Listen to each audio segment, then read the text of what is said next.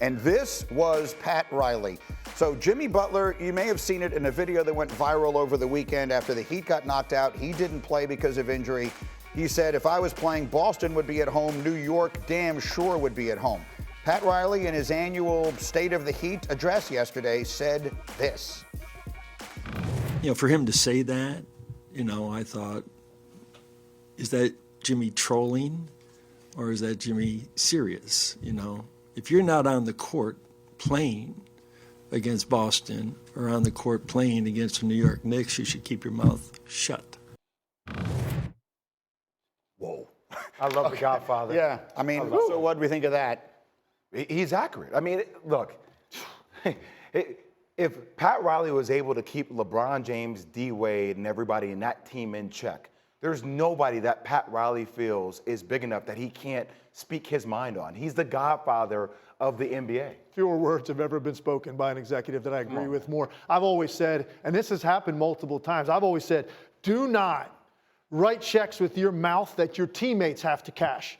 If you're not able to be out there helping contribute, he's 100% right. Stay behind the scenes. You're not out there helping your team against the Boston Celtics. Then you need to keep that to yourself. I am so glad he said it. I'm glad he addressed it, and he's got the cachet to be able to pull that off. Absolutely. He's got the cachet to say absolutely anything he wants. He's one of the most accomplished people in basketball history. But the context of this, Windy, actually is about Jimmy Butler's future in or out of Miami. I enjoyed him saying the word trolling. That was one of the highlights of the day.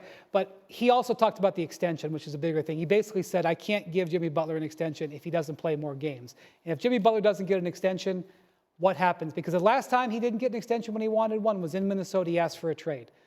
Pat said he wouldn't trade him, but let's see how Jimmy Butler reacts to him basically being told he may not get extended. So you're talking about the last 6 seasons, 55 games, 58, 52, 57, 64, 60. And by the way, it's not just the games that he misses. There's another 15, 20 games where he looks like he's disinterested in playing offensively. So as a result, the Miami Heat are digging themselves out of the play-in situation. And this is what you end up with, playing a top seed. And that's what Pat Riley's point is. It's not just the missed games. Those are important. It's other nights where you watch him play and you're kind of like, man, are you only interested in the postseason offensively to be an aggressive player?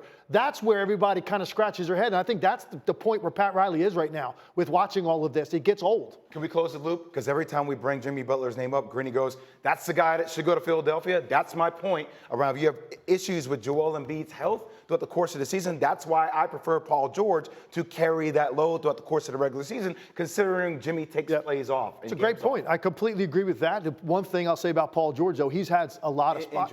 But came up small in postseason spots.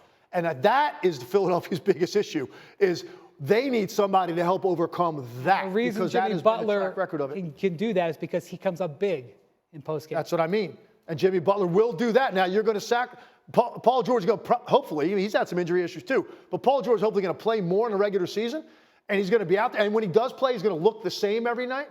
Not like Jimmy Butler, but when it comes time where you've got to have him in an important spot in a playoff series, I think that's where Jimmy Butler's track record speaks volumes. And that's why this becomes an interesting topic. You just got to survive the regular season with him. All right, so as you can see, we have so much going on here. By the way, our next games, the NBA comes back to us on Thursday night on ESPN. We'll have game twos. We'll have Cavs and Celtics in our early spot, and then we will have Luka and SGA. We'll have the Mavs and the Thunder. That'll be game 2 of that. So those are our games coming up on Thursday night. NBA